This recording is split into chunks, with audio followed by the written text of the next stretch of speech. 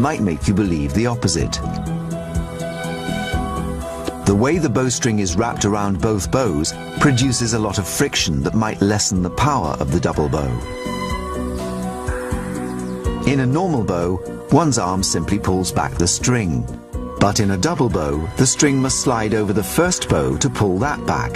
The friction at this joint could easily make the expensive addition of a second bow hardly worth the effort. As the string slides over the arm of the second bow, it rubs against the wood. This again uses up valuable power that is not being utilized to project the arrow to its target. Right, well that draw is about 11 or 12 inches.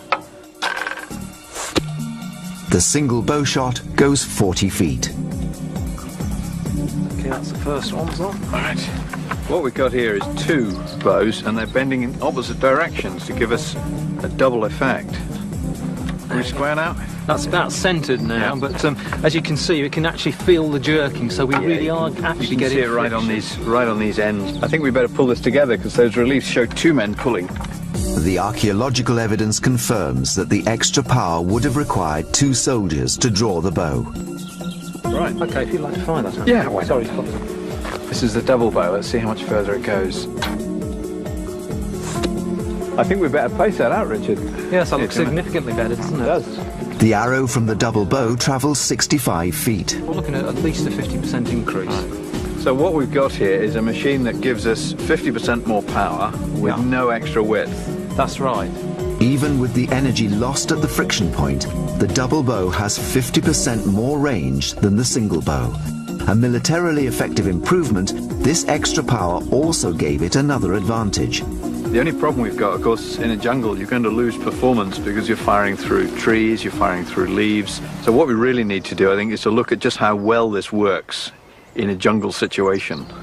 The dense foliage that the Khmer and Champa were fighting in produced obstacles between the weapon and the target, barriers that could slow down the arrow and render it less effective.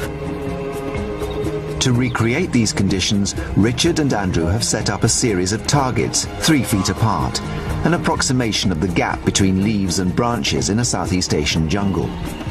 Real leaves and branches are of varying thicknesses, but Richard and Andrew are using thick paper for the test because it has a uniform thickness. In this way, they can collect accurate scientific and measurable comparative data about the arrow's penetration.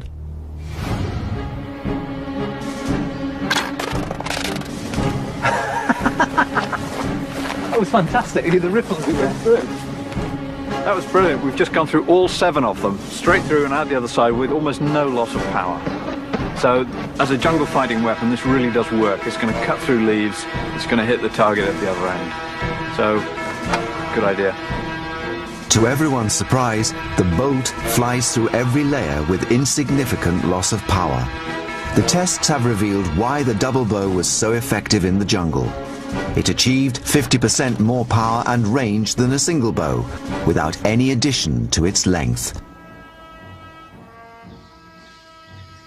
It was silent.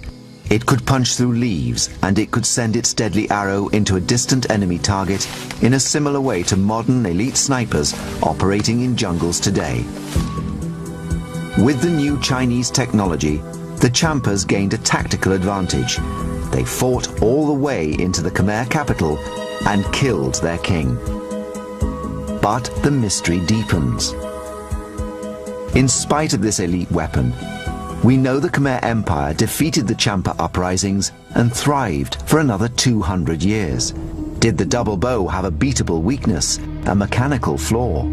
The Khmer are one of the more intangible, tantalizing mysteries of history. This is a people who haven't left us any great written record. They've left us visuals, they've left us some enormous temple buildings with elaborate carved images on. These ancient temple reliefs at Angkor Thom depict the Khmer and Champa forces going into battle. They hold the secret. And on those temple stelae, we see some very interesting things. They changed their weapons technology during the building of the temples, during the war. And one of the things they introduce is a double bow. This suggests that the Khmer beat the Champa with their own weapon. What we know is that the Chinese sent this technology to the Champa. But Champa deserters carried it to the Khmer. And the Khmer then made a point of celebrating this technology on their temple walls and celebrating the fact that it was Champa deserters who'd brought it over. The Khmer obtained enemy technology and turned it against the Champa, and so saved their empire. A short distance across the ocean from Cambodia lies the island nation of Japan. In the 13th century AD, Japanese military engineers also used an amazing piece of weapons technology to save their nation from annihilation. A weapon that is still famous today for being the sharpest and most deadly blade ever made, the fabled samurai sword. Even with all the technology that we have and all the machinery, we cannot make a sword like it was made many centuries ago. The sword was made with ingenuity and incredible craftsmanship. In 1281, the great Mongol leader Kublai Khan sent a force from China of 4,000 ships and 200,000 men to invade Japan. The largest fleets ever put together in the medieval world were those that Kublai Khan produced for his invasions of Japan in 1274 and 1281. This was probably the largest naval flotilla ever assembled prior to D-Day. The Mongol raids into Japan in the 13th century are chronicled on a set of manuscripts known as the Moko Shurai Ekotoba. Before this campaign, typical Japanese battles were fought between individual champions and generals, but the Mongols were a tribal equestrian people, and they attacked in mass groups. Up until this point, simple Japanese swords had been made of a single piece of iron hammered into a sharp blade. There was a trade-off between hard and sharp blades made of steel that could cut through Mongol armor but broke easily, and softer, more flexible blades made of iron. Although the iron blades did not break as often, they could not penetrate the stiff lacquered leather protection worn by the Mongols. The Japanese desperately needed a new technology, a special weapon that would complement the samurai reputation of being an elite special force. The nation stood on the brink of disaster. And that was about the time when the first true swordsmith found a way to make a sword that could be very strong to cut through, but soft and flexible and fast at the same time. And that person was called Masamune.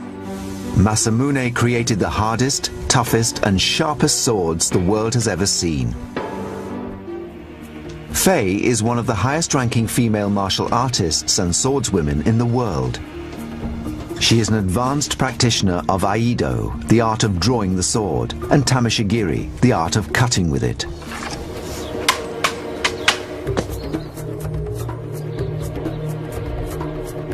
But how did the great swordsmith Masamune manage to create such a deadly weapon? His genius was in combining the properties of hard and sharp with tough and flexible.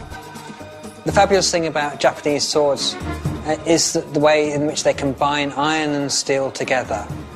The steel is important because it's the hardenable component. You can get a great deal of hardness on that edge, but if you harden too much, then the sword will become brittle. What was Masamune's secret? How did he combine these metals to create the greatest sword the world has ever known? David Starley of the Royal Armouries in Leeds has been examining a cross-section of an ancient samurai sword under the microscope. The cross-sections we've looked at, we've seen a piece of steel that's been wrapped around the outside and just hardened purely on the cutting edge. The sword has clearly been quenched very effectively to give hardnesses equivalent to a modern razor. The iron is impossible to over-harden, therefore the blade remains tough, as well as having the hard cutting edge. The secret was in the tempering, heating a metal and then cooling it. Tempering defines whether ferrous metal becomes iron or steel. Blades were covered with a lost secret formula of clays and charcoals of differing thicknesses, thinner at the sharp end and thicker at the spine. The clay coating acted as an insulator, so that the heating and cooling rate changed along the length of the blade. By doing this and hammering out any air bubbles that could weaken the metal, swordsmiths could actually create the two different metals with their different properties in the same blade. It was this stroke of genius that created the incredible samurai sword, the elite special weapon that allowed the samurai to repel the Mongol invaders. The sword would go on to define their status as an elite force for the next 300 years and became the most legendary and deadly sword in the history of warfare. But the secrets of some ancient weapons can remain a mystery, even today. In ancient Rome, there's evidence that the army used dogs in war. But what was their training and how were they deployed? Ancient Discoveries is investigating the secrets of how elite Roman units might have unleashed their dogs of war.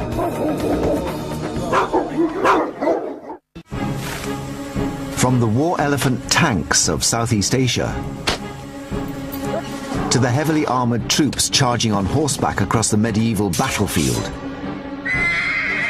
all armies across history have employed animals in war. But a mystery endures about the ancient wartime use of the most popular domestic animal in the world, the dog.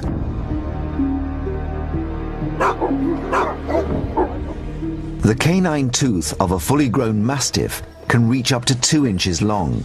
It's one of the oldest breeds of dog in the world, weighing up to 60 pounds. This makes such a dog an ideal special forces weapon. In 1513, Henry VIII of England made a presentation of 400 mastiffs to Philip the King of Spain, and we know that Philip the King of Spain used those mastiffs en masse. Can you imagine a pack of 400 snarling mastiffs going at the enemy? He used them at the Battle of Valencia, and they drove the French mastiffs from the field. So we've got 2 armies using mastiffs. Extraordinary. But what of the Roman dog units? One of the most frustrating things about trying to look at dogs in the Roman military is the Romans just haven't written enough down for us. And the Romans, they write everything down. We know so many details about life in the Roman army, but not much about how they used dogs. We know they did use dogs, there's reference to dogs, and there are certainly images of dogs, and there are images of dogs in battle, but they don't tell us how. But on the column of Marcus Aurelius in Rome, there are clues as to how the Romans used military dogs. Marcus Aurelius was one of Rome's greatest emperors. He won several military campaigns against the barbarian tribes on Rome's northern borders, but was also a great philosopher whose writings are still studied today. He ruled between 161 and 180 AD. The column was commissioned to celebrate his achievements. There is one scene from the Marcus Aurelius column of this, emperor, which shows 2 dogs together near military figures, including the emperor and so on. According to 17th century accounts describing the column, it illustrated an extraordinary tactic used in battle by Roman dog units. The dogs would be unleashed, and just as they arrived at the front rank of the enemy, Roman archers would let fly their arrows. It's a controversial theory. So that as the enemy lifted their shields to defend themselves against the arrow storm, then the dogs would come in and seize their legs. I don't think I've ever heard such implausible, ridiculous nonsense in my life. It just doesn't begin